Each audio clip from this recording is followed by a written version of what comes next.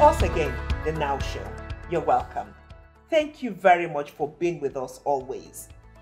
Another episode, another guest. Today, I'm going to be talking about dealing with loss. And joining me on this episode is my brother, my friend, Mr. Owolabi Ope. Yes. Owolabi, exactly. Thank you for agreeing to do this. No, I am so blessed and honored to be here today. Thank you so much. Yeah. Thank you. Yeah. You lost your wife. Yes. And that was the most tragic event of my life. It happened in the year 2017, precisely on the 10th of January. Of course, there were a lot of... Just coming into a new year. Yeah, just coming into a new year. The year before, that's in 2016, she... You were both younger. How old were you at this time? Yeah, I was about 35, 36, 35, 36, thereabout. Okay. And yeah, I got married in the year 2013.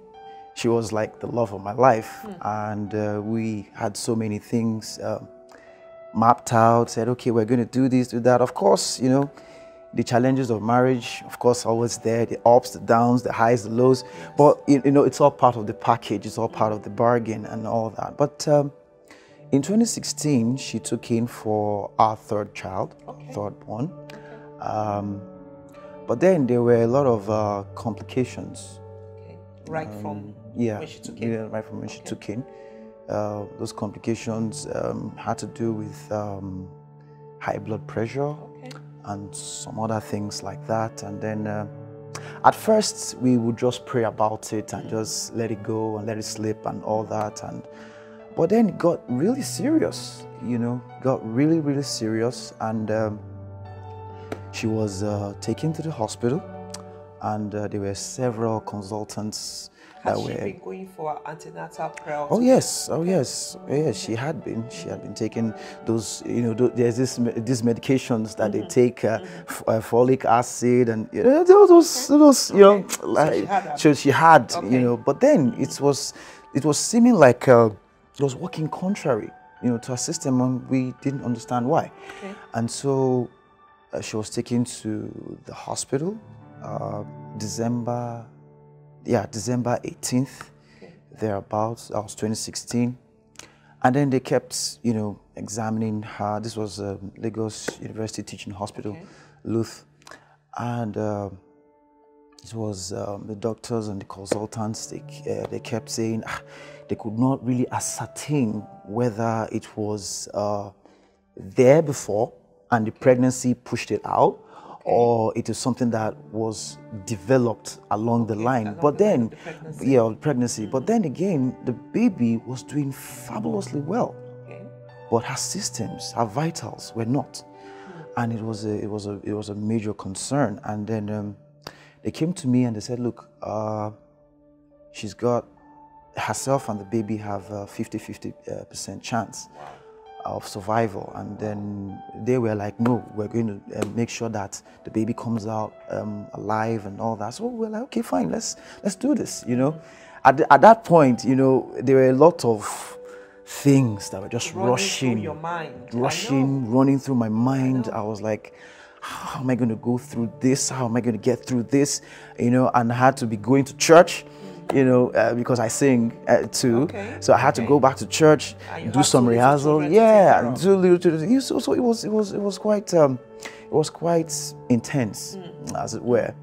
And precisely the 23rd of December, 2016, the doctors, Christmas and all that. I actually did my Christmas there in the hospital. So, but on the 23rd, they had to do a CS for my wife to bring out the baby. But at this time, the baby was preterm, so they rushed the baby straight to the ICU. To the neonatal ward, to the neonatal ward. Yeah. So baby was there, and in fact, I was not even paying attention to the baby. I was particular about my wife. The love of your life. Love of my life. You know, so it's intense. So but then baby was there and I was just doing everything I knew to do and all that, and then I resumed work, and then I got a call that your baby would require one or two things and all that, because now I was sick. My mind was split between my wife and the baby. And I was like, okay, I needed to do this, do that, you know. And then I rushed off. I left work on the 10th. That was a Tuesday of 2017. I got to work. I was at work, and then I got a call from the hospital saying that my attention was required in the hospital for the baby. And I was there, and I attended to the baby. I think baby needed, milk or something like that. You know, the one specially formulated for that. Yes, exactly, for preterm babies and all that. In fact, at a point, I started getting used to their terms. that was because the visits were so regular, and so they would say, do test here, do this. It was, and then I was called into the office. This was after I attended to the baby. And I was sat down, and the doctor broke the news to me that they did all that they could. They rushed her to the ICU, that's the intensive care unit. At this point, I had expended everything from, from internal strength to finances to mental stuff. I had lost everything, but then I don't know, but somehow I still got it together. And when the news, all the while you were thinking the call was just about the baby. About the baby, yes, about the baby. And I got there, and they sat me down, and they broke the news to me that they did all that they could, and but they couldn't keep her together. And that was how she left. At that material point in time, I had this an avalanche of feelings, pain, guilt, depression, dejection. It was just all welled up on the inside. And at that point, in fact, it was even garnished, so to speak, with suicidal thoughts. Seriously? Yeah. But and here you were with 3 children. Yeah, with 3 children, and I kept asking myself at that time, yes, how in God's name am I going to pull through? How am I going to? It was intense. It was intense. I was broken. I couldn't find the strength to pray. I couldn't find the strength to do anything. But I am grateful to God and to the people who were there as support. They gave me maximum support. I was they didn't leave me alone. God didn't leave you alone. Yeah. So in those times, I cried. I tried to pray. I couldn't pray, but I also thank God for the people who were around at the time, and they spoke words to me, words of encouragement and stuff, but their words could only go so far. Of course. I had to find the answers from within. Even in the midst of all that, I had to find the answer from within. And then it was shortly after we took her out of the morgue, because of course she was 29 at that time. 29, she was going to be 30 the following year. So I had to do everything I could to get her out of the morgue, and made sure I laid her to rest. It was immediately after that that... How were your children at this time? My firstborn was 4. 4. Yeah, 4. Second was 2. Yeah, 2. Yeah, and then the baby, of course. So it was after this time I began to dig deep within myself. And then I began to ask the real questions. Not why me, but God, what is your purpose? What's the plan? What's the big picture, you know? Of course, I'm still trying to figure it out, but as I go on in this journey, I begin to see that there is a plan and there's a purpose. And this is one of it. And this is one of it, you know, so that someone out there can receive hope again, can get hope alive again. As painful as the situation is, Yeah. it's not a hopeless situation. No, it's not. You can still find God in that purpose. And then I discovered over time, and as I kept on, that whatever happens to you, especially when it has to do with things that hurt the most, it's not personal. It's not meant to destroy you, but it's actually meant to make you a better person. It's actually meant to make you a better person. Somebody out there listening would say, how does losing your life at such a young age make you a better person?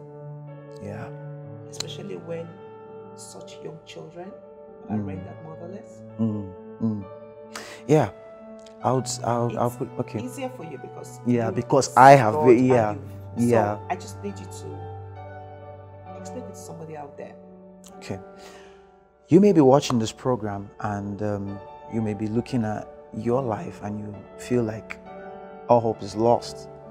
But let me tell you this, whatever happens to you, it's not pervasive, it's not meant to destroy you, it's not personal, and it is not permanent. You just have to seek for the answers within you and hold on to God, who is able to bring you through, because He is the same yesterday, today, and forever. I am here today. I'm back into my singing ministry. I'm doing the things I love to do, but I'm not just doing it because of doing it, but I'm doing it with a sense of purpose. I'm doing it with renewed strength, joy and fulfillment from within. So that's the way to go. That's the way to go. It's not easy, truth be told. It's not easy, but then God is in it and is with you throughout. He said He's not going to leave us nor forsake us. So that's just the message. It's been very, very involving and overwhelming, because being a father and a mother at the same time, especially, it's been very, very involving. But then I've learned. How did the children take it? Oh, okay. How have they been? Oh, okay. They're very young. So at a point I had to say, the last thing they knew was that mommy went to the hospital. And they were expecting a baby back with mommy. And then I sat my kids down and I said, okay, guys, because that's the way I relate to them. So I just sit down and I said, guys, there's a situation. No, a boy and a girl. Okay. And then the last one is a girl. Okay. So I called both of them and I sat them down and I said, guys, mommy has gone to heaven and she's not coming back. So they were like, really? So it was a bit like I told them in form of like a story. That she's gone on a journey to heaven, the angels have taken her to be with God, but in a very subtle manner. But of course, now that they are growing, they understand what I meant. Understand it better. Yeah, especially the first one. That's my firstborn. So he's 6 now. He's going to be 7. He's going to be 7 next year. So he gets the picture now. But it's not so difficult anymore. Had it been they were a lot older and this broke out today, I don't even know how. I don't even know how I'll break it to them. But then, like I said, all these things, made me a more patient person. I learned a lot in the process. I was able to, sing with a lot. In fact, to even shock you, to shock you. Well, it's not really a shock, but then let me just tell you. Yes. The week that she was buried, she was buried on a Thursday. Okay. A lot of people did not expect that I would still sing in church that week, but I did. It was intense. People were. I can imagine. People were just. They were just. In fact, they came to me and they were like, it is now that they know that I'm a man. I said, so I was not a man before. It was, but then, like I just keep saying, it wasn't me. It was a higher force, and the sooner one realizes that, the better. I hear so many people. I hear so many stories of people committing suicide and on what, for reasons that are not even, and stuff like that. But they need to come back to realize that this life is not just about them. Okay. It's not about them. It's someone somewhere needs their gifting. Someone somewhere needs their smile. So why should they rob people of that privilege by taking their lives? I mean, it's not. So when you have a loss, you should not be selfish and think about yourself. Yes. Is that what you're saying? Yes. You should think about other people who might be going through this, and you'll be able to stand and encourage them as well. That you can find purpose even in the loss. You can find purpose in the loss. Owolabi, I want to take you back to when this happened. Okay. Here you were, 2 little children, a baby coming home without a mother. How did you cope? Especially with the infant child. Okay. All right. It was like I said before, I was experiencing an avalanche of so many feelings of guilt, pain, and all that. But at some point, I had to tell myself. When you say guilt, why guilt? I just want to understand, and for people to understand that yes, you go through a lot of emotions. Yeah. And what you feel is not going to be what another man feels. Yeah. Okay? Because it's always, given the same situation, everybody's reaction is different. Yeah. Okay, so I just picked on that one. Of pain. Pain is general. You have a loss. Definitely it's pain. But when you say guilt, why guilt? Yeah, I said guilt because the feeling of having me to save the situation, I felt I could have done more. Something you could have done. Yes, to help the situation. I could have done more, even though, like I said earlier, I had expended everything. I knew. You're not the medical doctor. Yeah, I'm not the medical. Yeah, but I'm not the medical doctor. I'm not, and I had expended everything I had in terms of finances and all that. But that feeling still came and said, "Look, you could have done more. You could have, even when she was taken to the intensive care unit, of course, the bill at that time was about I think 250,000 to be in that, just to be there and all that, and exactly. It was no. So, but the feeling of that guilt, just it was just. I think it was one of the negative feelings that I had. That feeling was telling me that I could have done more.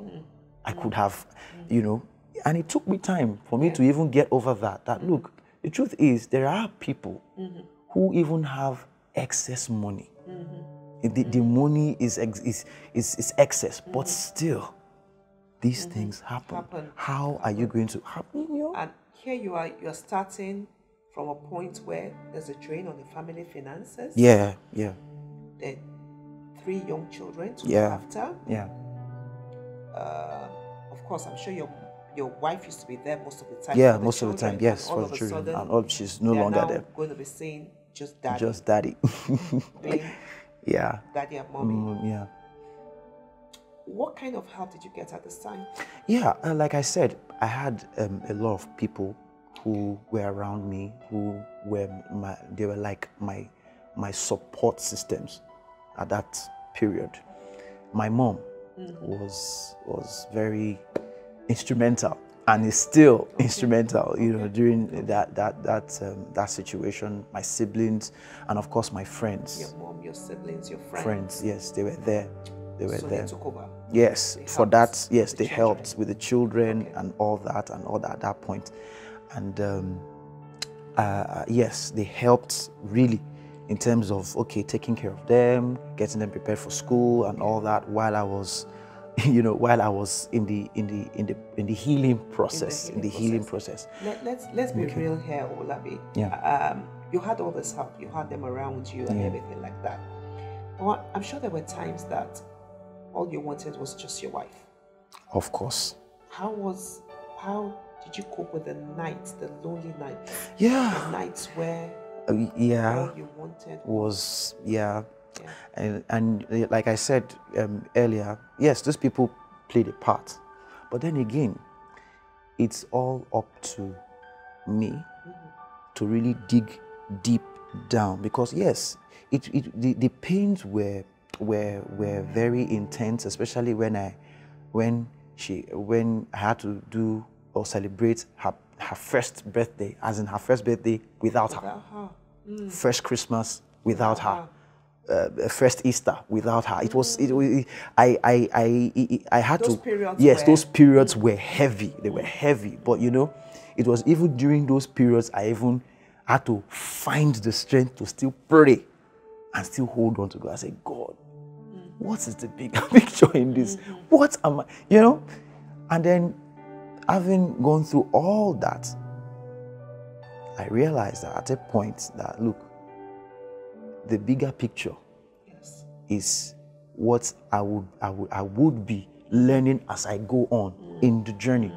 And like I said, being on this show is part of the plan. I didn't even see this coming. I didn't see this coming, but it was miraculously set up, and then I'm here today. We need to hear your story because we know that there's a healing process for somebody out there. There is. And hearing this will certainly help them. Oh yes. You know, because this is something that this is a journey you've been on. Yeah. Who somebody else might just be walking into. Well, yeah, exactly. May just be knowing that somebody else has walked this journey, and the person is still standing. Yes. And the person is okay. Yes. The joy of the Lord is still still the person's strength. Oh yeah. This is what we're about. So that you can use your journey to help somebody else who is just coming on this journey. Yeah.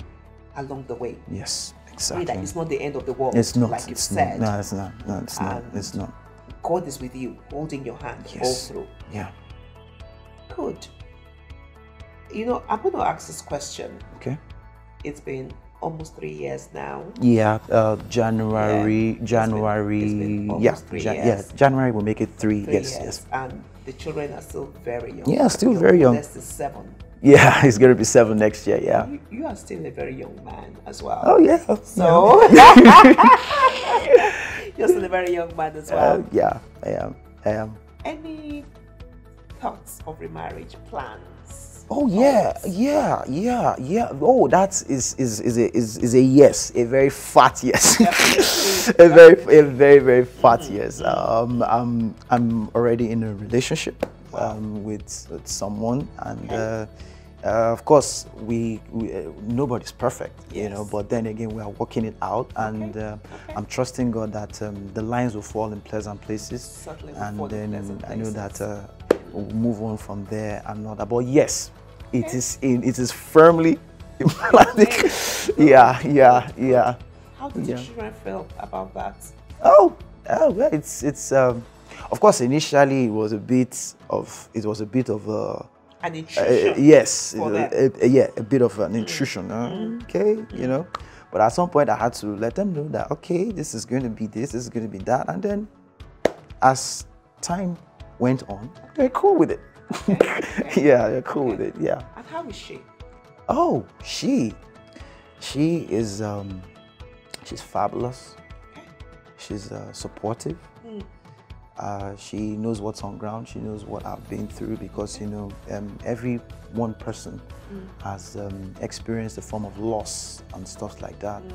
So she could relate with what I've been through, you know, and all that. But of course, in every relationship, you know, you have the ups, the downs, and all that. You have the times where you argue. You have the times where, yes, exactly. You know, so and we're keeping it real, doing the best that we can. We hope you will invite us for the wedding. Most definitely, most definitely. That's no, but